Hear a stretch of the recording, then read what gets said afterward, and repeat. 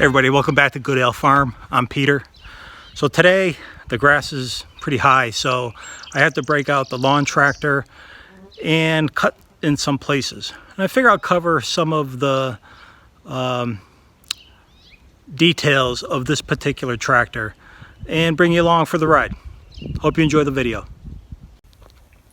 So the battery for the lawn tractor I keep inside the garage here, and I have it set up with this, what I call a trickle charger. I think I got this one at Harbor Freight. They're pretty inexpensive. So the way these work is this module here has in effect the thermostat that controls a charge and in effect trickles the energy into the battery while it's off season. If it needs more, it will trigger more. If not, then it'll give you that green light saying that the battery is good to go. So let me unconnect this, and I have a voltmeter. I'm going to just check to see what I have for charge on the battery before I take it out. All right, I have the multimeter on. I placed a negative leaning up against a negative post. I got the positive. This should read anywhere between 12 or 13. Here we go. 13.2. So I'll take the positive off.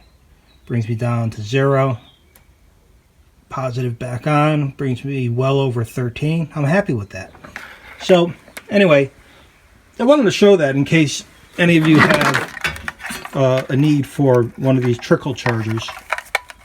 Again, they're relatively inexpensive. You simply plug it in and put the positive and negative terminals on. And if you have something off-season, like a lawn tractor, snowmobile, boat, anything that requires a battery in the off-season or when you're not using it, it could lose its charge. In some cases, like my ATV, that constantly is sipping energy off the battery, I think, to keep the diagnostics and the metrics going. So sometimes when something's sitting, it's just taking some battery juice also. So these trickle chargers are great. Take a look at them if you're interested. And these multimeters are good too, so that when your piece of equipment's not starting, could be as simple as just the battery doesn't have enough charge. This will tell you whether you're good to go or not. The front hood of these tractors come off pretty easily. You can see down here you have these rollers that fit into the actual track of the tractor right here. Each on each side, and they kind of roll in, and then you shut it forward and it hooks onto these little clips here, and then take it off. You basically bring it forward, lift it up, and it's off. And you need to really take it off to get to the battery. The battery is located in this front compartment. Obviously it's not there now. You have the positive terminal, negative terminal. I'll bring the battery over, put it in. You have this little kind of bungee cord strap that goes around it.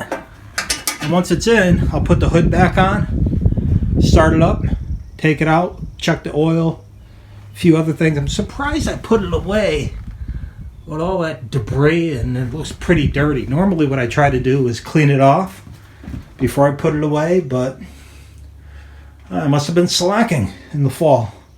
All right, let me get the battery in and pull her out. All right, a couple tips if you're going to put a battery in your car or your tractor, wherever. This might be basic, but I'm going to cover it just for instructional purposes. But a battery has two terminals. One is a positive, normally marked with red. This I have a red felt, but if you look at the battery itself, it has a positive,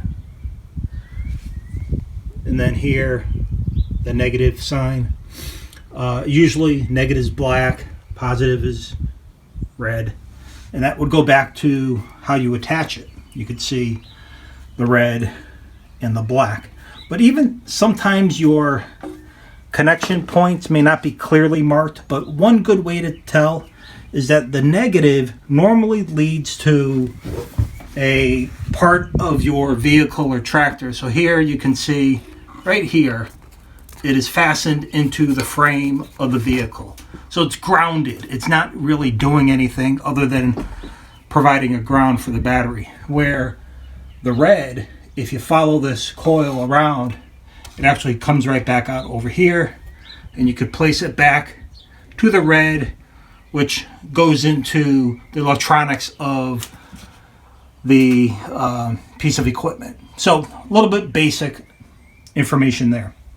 A second piece of basic is take a look at where these terminals are. The red's on the left, negative on the right. So obviously when you put your battery in, you want to align the positive with the positive. Because if it's backwards, it's just a matter of how you place the battery. Then you're having to deal with the wires crossing, etc.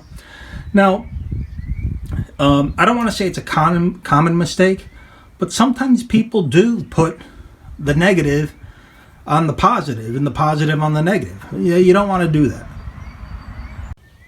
Okay, so I have the battery in place.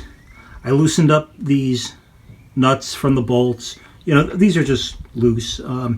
Sometimes these terminals or these fasteners have the nut and bolt right in here that you loosen it up. But this type of battery has the terminal connection right on the battery itself. All right, so I'm going to put these together. I don't think it matters what order, whether you do positive first, negative second. There might be an order that makes sense, but I never really paid much attention to it. So I'm going to put that together and then pick it up when I'm done. Okay, I made the connections. Just a couple other things to point out. Sometimes your terminal on the battery or the actual cable itself might have some corrosion around it. When you have the opportunity, brush that off. I sometimes use an old toothbrush. Sometimes I use a brass wire brush. But that's battery acid. So you want to be careful with what you use because it will corrode whatever you use. Then you also want to be careful where it goes. So you don't want to get it in your eyes or have a pet lick it up or anything crazy like that. All right.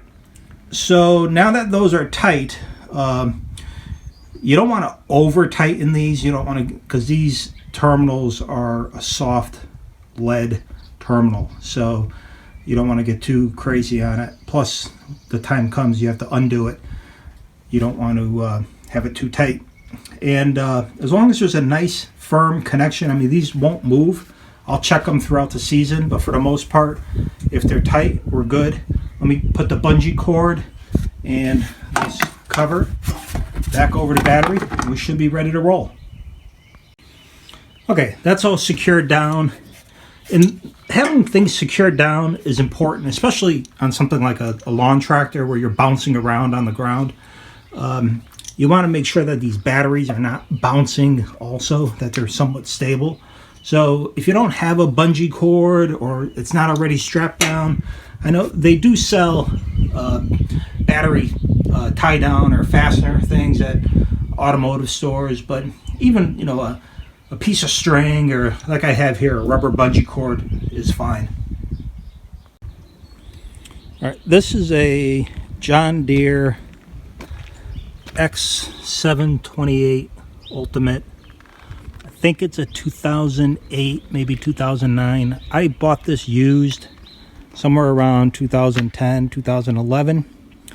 Was fortunate to come upon it. Got a pretty decent good deal on it. What I like most about this is these are four-wheel drive. So you can see there the gearbox to the front-wheel drive, and it's in effect a shift on the fly from 2 to 4-wheel drive.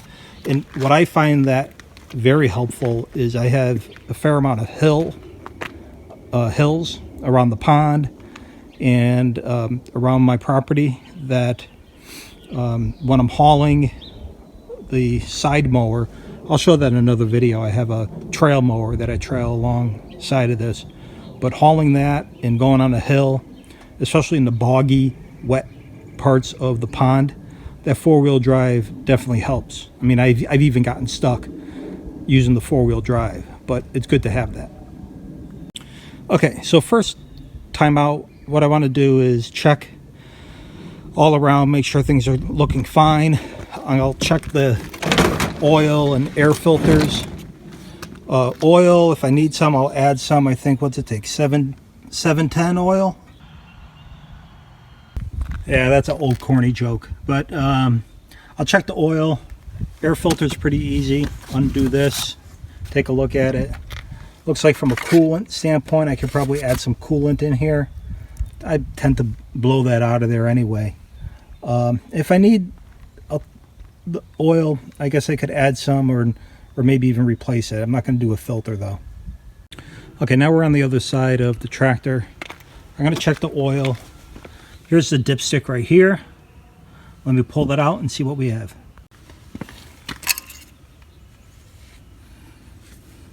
You know, the oil doesn't look in that bad a shape. I probably changed it last year towards, oh yeah, that's in good shape. Let me get it on the camera.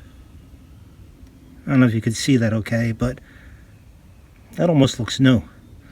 So I'm going to leave it alone, and it's at a good level. All right, less work for me to do today. Now, if you have one of these and you were to change the oil, I'm not a big fan of how this is set up, but you'll see this is a drain hose where the oil will come out of. And if you follow my screwdriver down, I'll be hitting right in the front of the engine here, okay?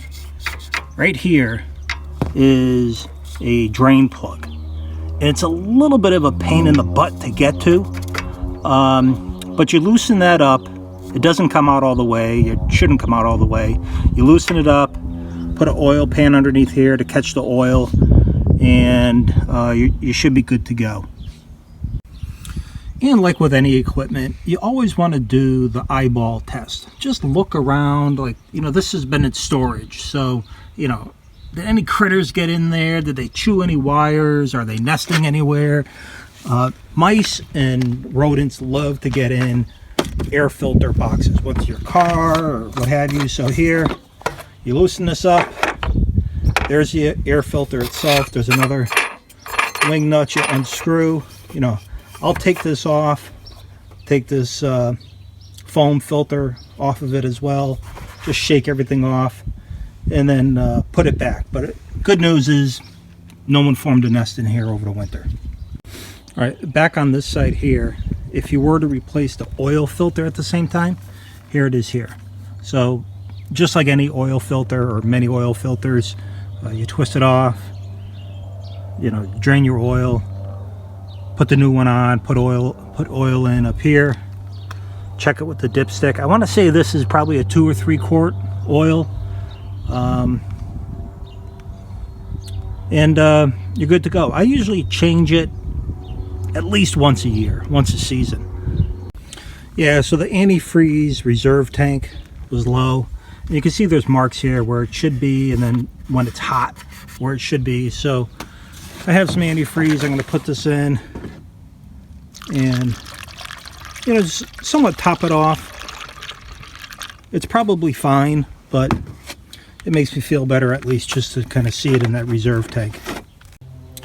You know, John Deere does a good job in providing some of the service required and different maintenance suggestions, different oils, tire pressure. You know, it's right under the hood, at least on this tractor. I've been on their website also, and the website does a pretty good job. You could download manuals and get some good information there as well. So that's about it for under the hood. You know, again, you want to eyeball it, see if everything looks okay. If you have any belts, check your belts to make sure they look in good shape, they're not too loose.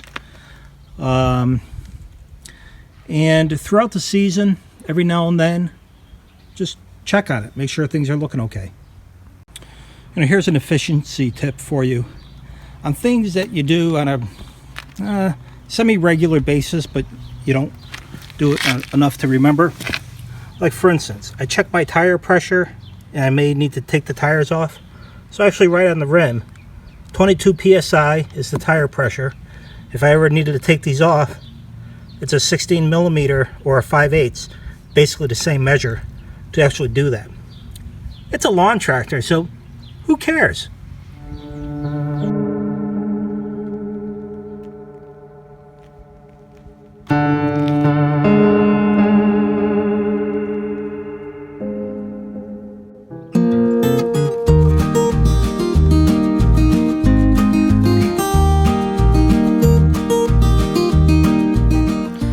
All right, so that's another tip. You know, these ramps, not many people use them nowadays, but they're ideal for a lawn tractor. And, you know, I spray painted these marks on a driveway, so I know exactly where to put the ramps every time I need to jack it up. And the reason I do that is to check out the blades. I usually sharpen these probably 5 times a year. I mean, that's way too much maybe, but I like to keep them sharp so that they're doing good cutting. And what I do, I don't take them off. I use my hand grinder here.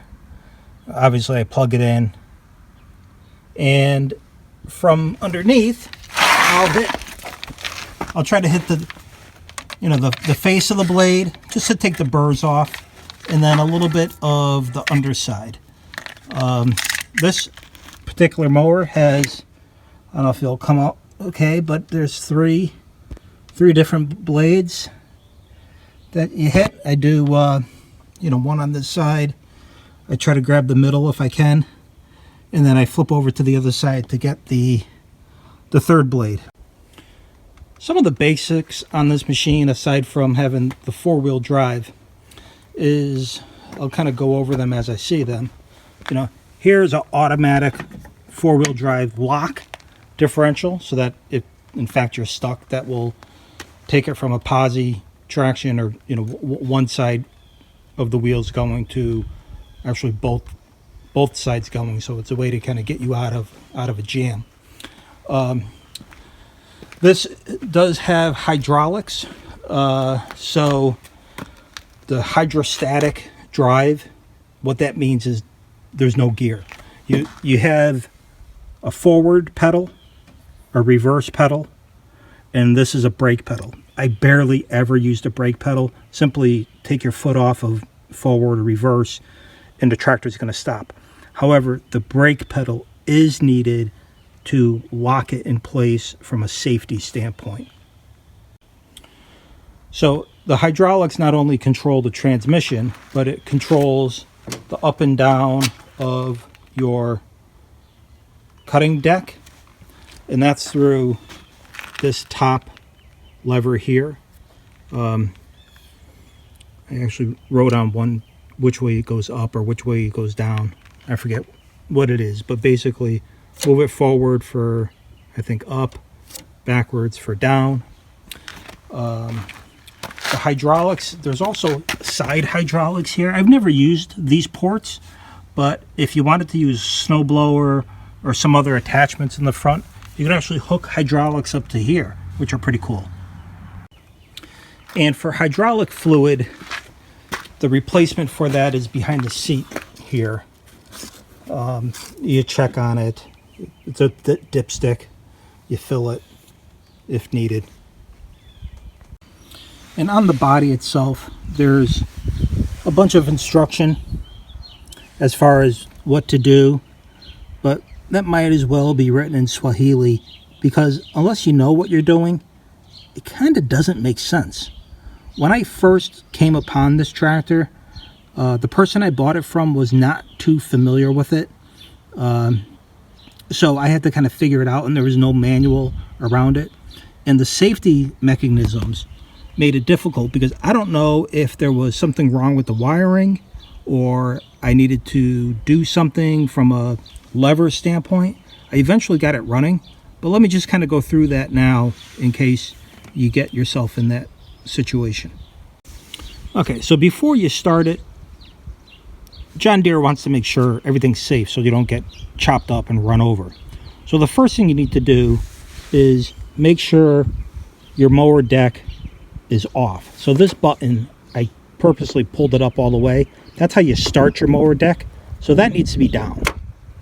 With that down, now you need to make sure it's in park with the parking brake on. So you hit the brake, push it all the way down, and you have to lock it using this orange button. And you can see here that with the lock and the arrow goes up. So I have to lift up, and when I take my foot off the brake stands still. So right now it's locked in a parking brake scenario. Blades are not running, and I should be good to start it. Take the key, turn it. You can see the gauges operate, and here I go.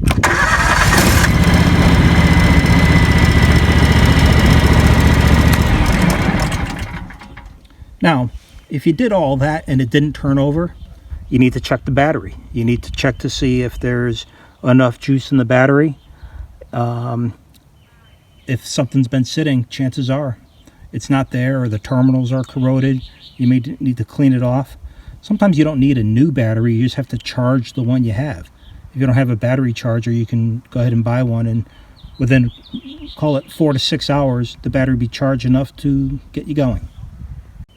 And the last thing I'll cover here is the height of your cutting deck. So here's how you control it here. It's a dial. You know, this way is a tighter cut, real low. I don't know if that, it's 1.5 inches. I don't know what that is, but you know, I'm at 2.5. Sometimes I'll go up to 3 if the grass is really heavy. But what you do is you bring the deck all the way up. So it's this lever again. If you push it towards you, towards the seat, it will raise the deck up. And with the deck raised, this dial can now turn. So right now I have the deck all the way up, and just simply turn the dial where you need it, and that will control the height of the deck. And then once you get going, you then lower it, and it'll only lower to the point that you have here. All right, so I gotta go around and cut some of this grass. It's getting a little high in places.